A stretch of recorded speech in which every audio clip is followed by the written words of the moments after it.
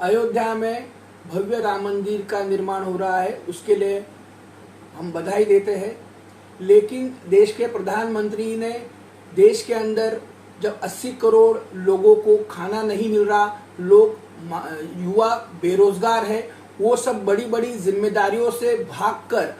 आत्ममुग्धता, अहंकार और खुद की प्रतिमा पूजा में ये लगे हुए हैं, ये चित्र बिल्कुल निराशादायक है। हमारे यहाँ हिंदू संस्कृति में बोला गया है कि यत्र नार्यस्तु पूजयन्ते रमन्ते तत्र देवता, अर्थात जहाँ नारी की पूजा होती है, देव वहाँ विराजमान होते, देव वहाँ निवास करते हैं। लेकिन हाथरस देखा आपने, मणिपुर आपने देखा, आपने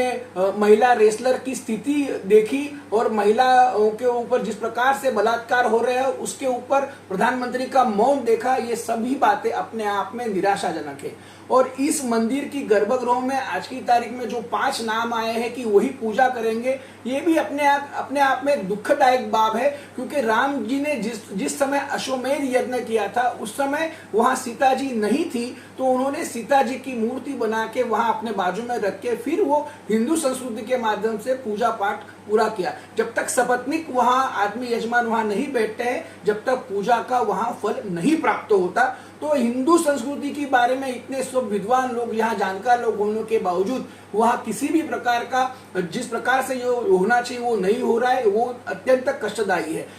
उसी के अंदर आप देखिए कि जब भी सेंट्रल विस्टा का भूमि पूजन था, उसका उद्घाटन था, राम जन्मभूमि पूजन का उस समय भूमि पूजन था, और अभी आज की तारीख में जो उद्घाटन है उसमें तत्कालीन राष्ट्रपति को तभी भी नहीं बुलाया गया। तत्कालीन राष्ट्रपति दलित थे। आज की सेंट्रल विस्टा का आपने देखा, उसके बाद में आपने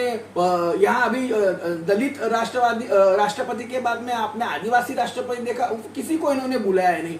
और महत्व की बात है कि राम जन्मभूमि का जो आंदोलन है उसकी शुरुआत लाल कृष्ण आडवाणी जी और मुरली मनोहर जोशी जी ने की, और वो आज की तारीख में वो देश में उपलब्ध है, देश में है, उनको निमंत्रण नहीं, उनको वहां किसी प्रकार से बुलाया नहीं जाना, ये अपने आप में एक घर के ज्येष्ठ लोगों का उनका अपमान है। तो ये पूरा देखने के बाद, चित्र देखने के बाद एक आम आदमी में जो मैसेज जा रहा है कि आप धर्म की राजनीति कर रहे हैं और एक अपने आप में खुद की प्रतिमा का आप किस प्रकार से लोगों तक जाएगी उसका आप ये कर रहे हैं। और इस गर्भगृह की विधि में प्रभु रामचंद्र जी को आईना दिखाने का एक विधि है, वो नरेंद्र मोदी जी प्रभु रामचंद्र जी को आईना दिखाने वाले हैं। पर 2014 से जो काम आज तक 2023-2024 तक नरेंद्र मोदी जी ने जितनी गलतियां, अहंकार और जितनी तकलीफें लोगों को दी है, उसका आईना अगर प्रभु रामचंद्र जी ने मोदी जी को दिखा दिया तो उनकी क्या स्थिति होगी वो तो कल्पना से भी परे है।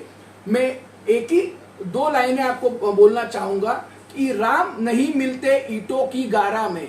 राम नहीं मिलते ईंटों की गारा में, राम मिलेंगे निर्धन की आंसू धारा में, राम मिलेंगे मर्यादा से जीने में, राम मिलेंगे बजरंगी के सीने में। राम मर्यादा पुरुषोत्तम है और उसका नाम लेके अपनी गंदी राजनीति भारतीय जनता पार्टी ना करे, इतनी ही हम प्रभु रामचंद्र जी को प्रार्थना करते हैं कि देश में सब कुछ मंगल और अच्छा हो और धर्म की राजनीति ना करे और सबका कल्याण हो।